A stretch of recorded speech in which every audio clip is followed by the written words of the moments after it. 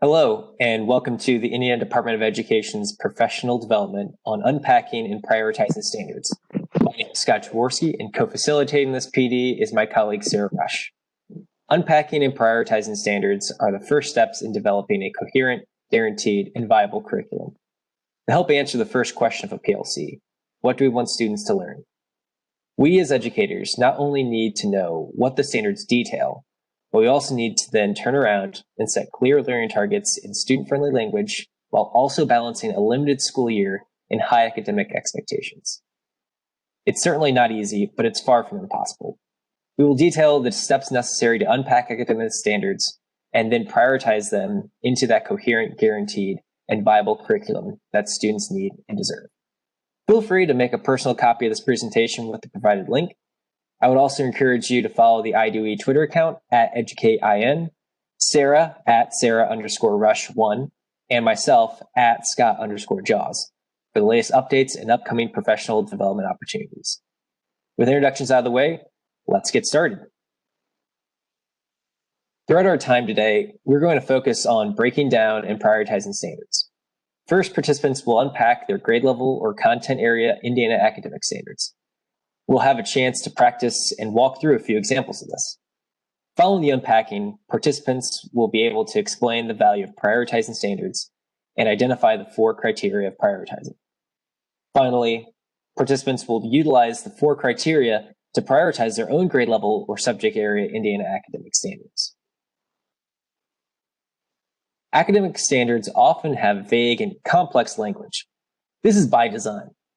There's a concerted effort not to prescribe a particular style of instruction, but still provide the essential skills and context necessary. This is an absolute net positive for educators considering how, if we're being honest, nobody likes to be told how to teach in their classroom. However, this slight ambiguity leaves something to interpretation. This is where unpacking the standards comes into play.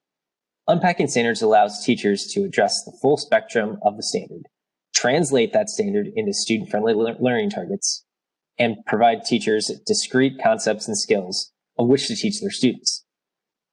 These discrete concepts and skills serve as the learning targets for students, and they are used not only for instructional planning, but also for assessing student understanding.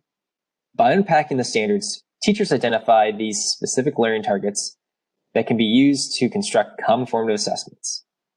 If you are interested in more information regarding identifying learning targets and creating common formative assessments, please reach out to Sarah or myself to schedule a training session for you or your staff. Like Scott said, in order to address the full spectrum of the standard and create learning targets, the standard must be unpacked. There's a link to a short video at the bottom of the screen that outlines the unpacking process, and it provides a few examples. We encourage you to watch this video prior to unpacking your own standards.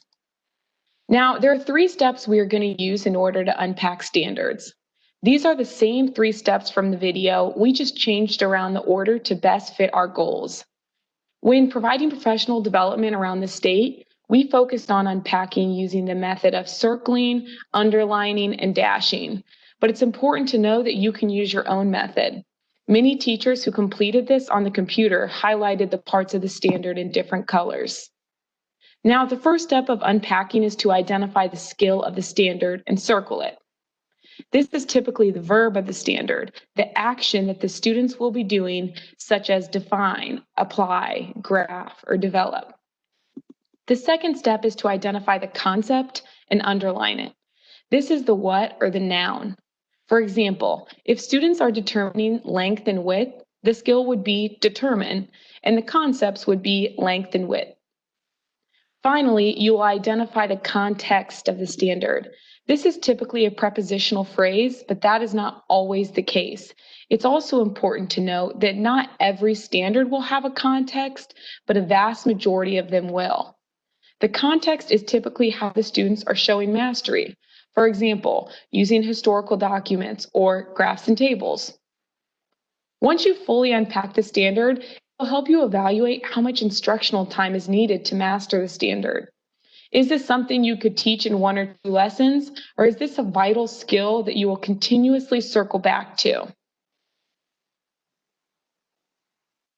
It's important to know that there is not an exact answer key for this process. The point of unpacking standards is for teachers to get a deep understanding of each standard to ensure that the classroom instruction and learning targets match the standard. Now let's walk through a few examples of this unpacking. This is a literacy in science and technical subjects standard that reads, determine the central ideas or conclusions of a text. Provide an accurate objective summary of the text. Take a moment and briefly pause the video right now to think about what the skill or skills would be for this standard. The skills here are determine and provide, so you would circle both. These are what the students will be doing, or the verbs. Standards can have 1, 2, 3, and even 4 skills. This step is a great place to reference when thinking how much instructional time to devote to the standard. How many skills are students supposed to be mastering? Now take a moment to think about what the concept or concepts would be for this standard. Remember, the concepts are the nouns or the what. The concepts here would be the central ideas or conclusions, as well as an accurate objective summary. So you would underline them as seen here. An easy way to identify the concepts would be to identify the skill and then say what. For example, in the standard here, determine what and provide what. Always identify the what or the noun for concepts. Now take a moment to pause the video to identify the context of this standard. As you can see, there are 2 contexts here. The students are expected to use a text in order to determine the central ideas and provide a summary. You will dash the context as you can see in this example. Again, this is the how students are showing their mastery, and it's typically a prepositional phrase. Now let's look at a biology example. Like Sarah said, the purpose of unpacking standards is to help teachers build a deeper understanding of each standard that will improve classroom instruction and address all the learning targets that match the standard. This example is from biology. Apply concepts of statistics and probability to explain the variation and distribution of expressed traits in a population. You may pause the video now to take a moment and think about what are the skills in this standard. In this example, I identified apply and explain as the 2 skills in the standard. When constructing lesson objectives or learning targets, I'll need to provide opportunities for students to demonstrate these abilities. But what will they be applying and explaining? That is where the next step in unpacking standards comes into play, identifying the concept. Take a moment to identify the concepts students will be expected to both apply and explain. Students will be applying concepts and explain variation and distribution. Out of the context of biology, these are the skills and the content students are expected to learn. Identifying how these skills and concepts can be applied to multiple subjects is a key element in supporting cross-curricular collaboration between teachers. For now, let's take a moment to identify the specific context of this standard from a biology perspective. The identified biology contexts in this standard are statistics and probability and of expressed traits in a population. The context is a critical part in bringing a standard to life in a classroom. It frames the identified skill and content in a way that provides teachers some direction without dictating instructional practice. After fully unpacking the standard, teachers should have a clear understanding of the expectations of the standard and can begin building their lessons. Let's take a look at one more example. This last example is an 8th grade visual arts one that reads, document early stages of the creative process visually and/or verbally in traditional or new media. Let's start by identifying the skill or verb. Take a moment now to pause and identify the skill or skills. The skill here is document, so that's the action. Students will be documenting something, so you will circle the word document. Next, think about the concept of this standard and identify it now. Remember to ask yourself what here. Document what? Students will be documenting early stages, so you underline early stages. Now let's think about in what context students will be doing this. Identify the context now. The context here is of the creative process visually and or verbally in traditional or new media. This will be the piece that you dash underline. This is the how students are doing something. Remember, there is no exact answer key for this, and the point of this process is for you to get a deeper understanding of the standards and what they are asking for. Now, following the unpacking process, teachers can then create learning targets for each standard. These learning targets, often referred to as learning objectives or I can statements, are the targets that students must do in order to show mastery of the standard. These targets will guide teachers' daily instruction and lesson planning. We recommend using the IDOE, math, literacy, and science frameworks, where you can find learning objectives for each standard.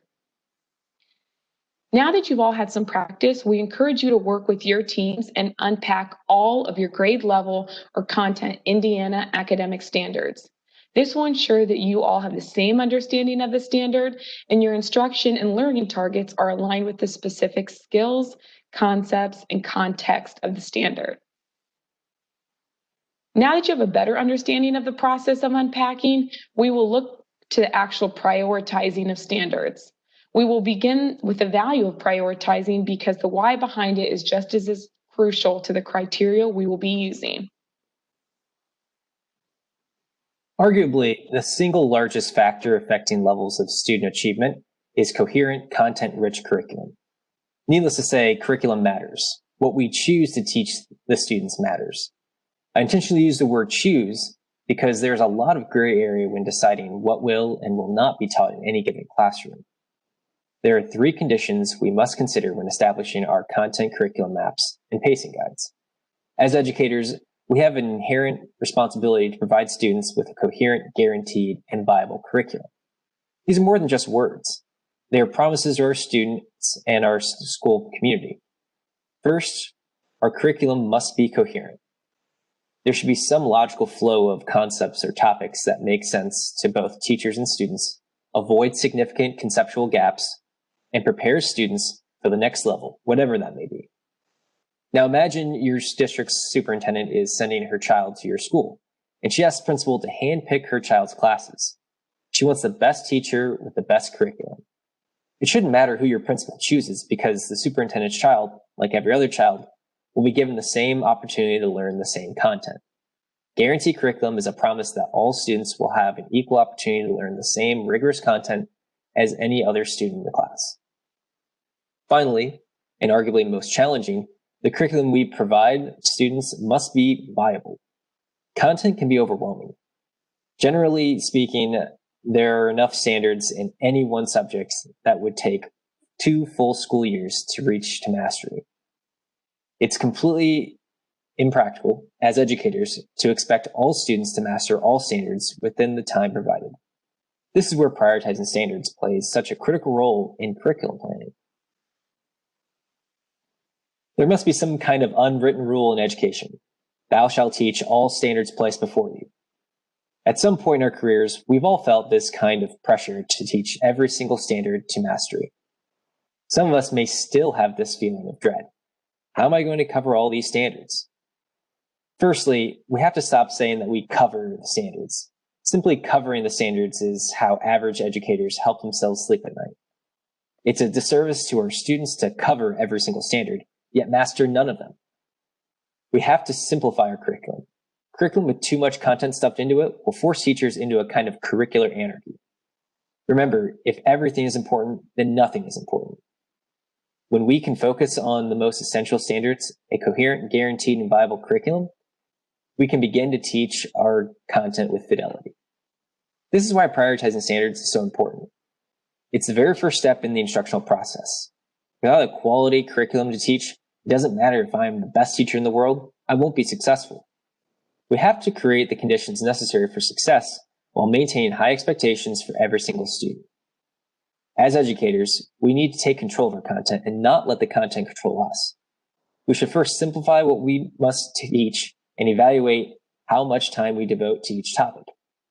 Next, we need to clarify what we expect our students to master and what are the nice to knows.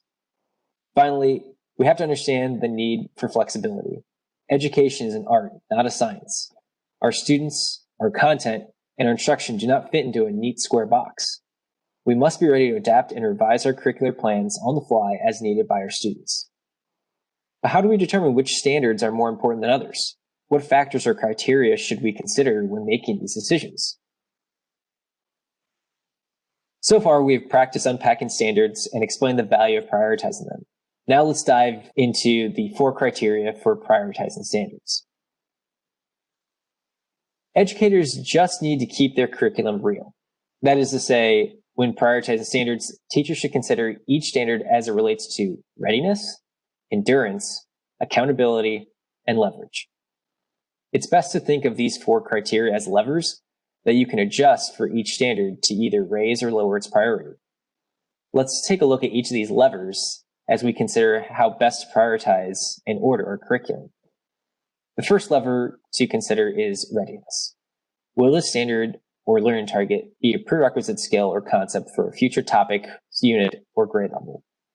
Vertical articulation discussions are critical in determining the importance of a particular standard as it pertains to readiness at various grade levels. You can refer to the state's vertical articulation guides, as well as utilize PLC teams to determine which skills carry more weight in future courses. The next lever to consider is endurance. Will this particular skill or concept be used repeatedly throughout the course or even in the real world? It would be wise to identify high priority standards with a higher level of endurance to be taught earlier in the year. Do your future self a favor and prioritize the skills that are constantly applied throughout the year. Accountability is perhaps the most obvious and arguably the most stressful. Will this content be on the test? For grade levels and subjects tested at the state level, there are blueprints or specific proficiency levels students are expected to achieve. So how does this lever work in non-tested subjects? Consider major summative assessments throughout the year, or even semester or course capstone projects. The skills required to succeed on these kind of assessments should drive instruction to a certain extent. While we don't necessarily teach the test, it does give us an objective starting point from which to prioritize the standards. If it's going to be on the test, we should probably be teaching it. As we just explained, not every subject has a clearly defined accountability assessment. However, these subjects can still use the state accountability exams to make connections to their own subject. This is where the 4th lever, leverage, comes into play. For example, every content area requires some form of reading and writing. So even if my content area was not specifically tested for accountability or graduation, I could support these subjects that are tested by emphasizing those reading and writing skills in my course. After all, entire schools and districts are responsible for student learning, not just individual subject areas. At the end of the day, there is no clear-cut answer for determining high priority standards. Standards can be prioritized in a multitude of ways. Ultimately, the teacher determines what is critical for their students. I encourage you to consider these 4 levers as you prioritize so that you can use your time teaching and assessing more efficiently. Larry Ainsworth said it best when he said, "When left to their own professional options, when faced with the task of narrowing a voluminous number of student learning outcomes, educators naturally pick and choose what they know best, like the best, the ones for which they have materials and lesson plans or activities, and those most likely to appear on state tests." I know that I could be guilty of that when I was in the classroom because it's natural for people to do what is most comfortable. Let's take a little deeper look at the 4 criteria as well as some examples from different content areas. Now, like Scott discussed, when we look at readiness, we are asking, does this standard prepare students for success at the next grade level? In other words, has this standard been identified as an essential prerequisite skill in the next course or grade level? When thinking of readiness, many people use math as an example because for each grade level, there are prerequisite skills that must be mastered before moving on to the next level. The standard on the right is an example of a standard with readiness. It's a 6th grade physical science standard that reads, "Distinguish between the terms position, distance, and displacement, as well as the terms speed and velocity." Utilizing the vertical articulation charts for physical science, you can see that the students must master these terms of position, distance, displacement, speed, and velocity before they could be successful for the 7th grade related standard. The 7th grade related standard is 7 PS4, which is about Newton's first law of motion and how different forces like gravity, friction, push, and pull affect the velocity of an object. Students must understand the meaning of velocity in 6th grade in order to master this 7th grade standard. When thinking about endurance, think of them as life skills or life concepts. Are students expected to retain the knowledge and skill beyond the unit in the course? This is such an important criteria. The example on the right is a 2nd grade social studies standard that reads, define opportunity cost and explain that because resources are limited in relation to people's wants, people must make choices as to how to use resources. Now, this is all about decision making for students, and not just decision making, but weighing pros and cons and decision making based on limited resources. This is something students are going to need over and over, not just in school, but in life. Students will need to make decisions every day, and whether they realize it or not, there will be opportunity costs no matter what decision they make. If I were a 2nd grade teacher, I would rate this standard as a standard with high endurance. Next, we'll look at the accountability assessment. For classes with a state or national exam, look at each standard and evaluate whether or not it will be on the accountability test. For tests like iLearn, it's fairly clear cut and dry because of the iLearn blueprints that identify a range of a number of questions for each standard. In classes where there is not a state or national exam, think about your semester and final exam. Is this standard one that you will be including on those exams? The example here is a biology standard about illustrating hierarchical organizations of interacting systems. Based on the iLearn blueprints, this standard is on the iLearn biology exam, so this standard would fit the criteria of accountability. If you want more clarification reading the iLearn blueprints, contact a member of our school improvement team. The 4th and final criteria is leverage. Will the students be able to apply the standard in more than one subject area? Is this a skill that can be used as students transfer from subject to subject? The example here is one reference when we discussed unpacking about determining central ideas of a text and providing a summary. This goes back to what Scott mentioned regarding the importance of reading and writing in all content areas. This is a skill that students could use in nearly every subject area. In science, they can determine central ideas as well as English, social studies, and other subject areas.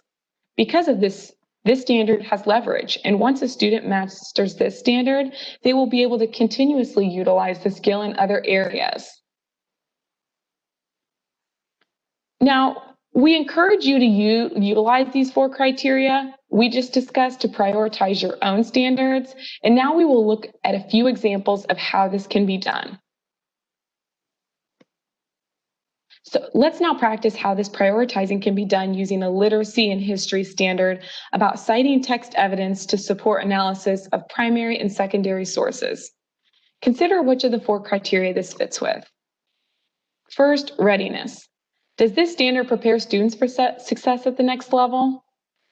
Now, this is something that could be utilized in 9th, 10th, 11th, and 12th grade. And if you look at the vertical articulation charts, you can see that this standard is a prerequisite skill for a standard in grades 11 and 12.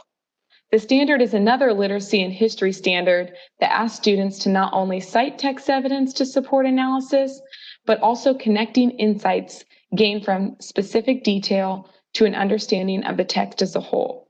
So we will say this standard does have readiness. Now, endurance. Are students expected to retain the knowledge and skill beyond the unit in the course? This one may be a little trickier. Will students utilize this skill later in the year and later in their life? I would argue yes. Students could use the skill of citing text evidence in college as well as their career, so this standard does have endurance. Now, accountability. Will this be on the accountability assessment? Due to the fact that it will be a change in the high school test, let's just say that this will be on a final exam for an English class. It's very likely that teachers would provide primary or secondary excerpts for students to cite evidence. So yes, we will say that this fits accountability criteria. Finally, we have leverage.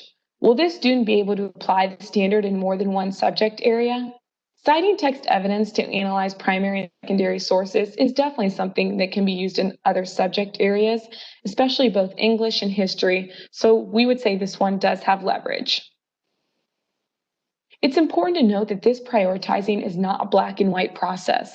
There are some decisions that must be made based on professional judgment, but following the 4 criteria will give you more structure to your overall planning and pacing of standards. Let's look at another example. Once again, let's take a look at our 4 criteria and see which should be applied to this standard. This is a 6th grade physical science standard. Distinguish between the terms position, distance, and displacement, as well as the terms speed and velocity. Starting with readiness, does the standard prepare students for success at the next level? This vocabulary will be critical in future science courses, particularly those dealing with physics and motion. So let's give that a check for readiness. Next, we'll look at endurance. Are students expected to retain the knowledge and skill beyond the unit in the course? Be careful not to confuse this lever with readiness. Endurance refers to the repeated use of a skill or its value to everyday life. Remember, these levers work on a scale. Rarely does a skill have ultimate importance or absolutely no importance. For this particular example, I'd argue that the endurance falls on the low end of the scale. So we'll move on to the next lever, accountability. Will this be on the accountability assessment? Again, while the vocabulary is certainly valuable, the level of importance based on the accountability level here is likely low. This can vary depending on your preference. Remember, you, the teacher, are the expert and ultimate decider. However, in the grand scheme of things, mastery of this particular standard will hardly make or break a student's overall education. Finally, let's take a look at leverage. Will the student be able to apply the standard in more than one subject area? This lever takes true collaboration from an interdisciplinary team, but it can also be the most powerful of the levers. Personally, I would rank this high on the leverage scale. If for nothing else, its connection to a high accountability subject, math. From relating displacement to recognizing opposites on a number line, to relating speed to equivalent ratios and the earliest concepts of slope. This standard aligns closely with several important 6th grade math standards. So we can go ahead and check this criteria as well. Like Sarah said before, there is no black and white answer with prioritizing. The important part is awareness. You want to have a general sense of the importance of each standard and how they stack up with one another. This process will not only better familiarize you with the standards, but it will help you determine which standards deserve a little extra attention and which can be taught at a later time. Recapping today's training, we practiced unpacking standards, discussing the value of prioritizing standards, reviewing the 4 criteria for prioritizing: readiness, endurance, accountability, and leverage. And we practiced identifying the priority levels of a couple standards. This is not a skill that is mastered overnight. It takes time and practice. This is why veteran teachers have a better feel for what should be taught and how long to teach it. But that doesn't mean veteran teachers can't improve their understanding. Our hope is that you leave today's PD with a more critical eye, not only towards the standards, but the order and manner you teach them. Thanks for your time today. If you have any questions regarding unpacking standards or prioritizing them, please don't hesitate to contact either of us via email or Twitter. Once again, thank you and have a great day.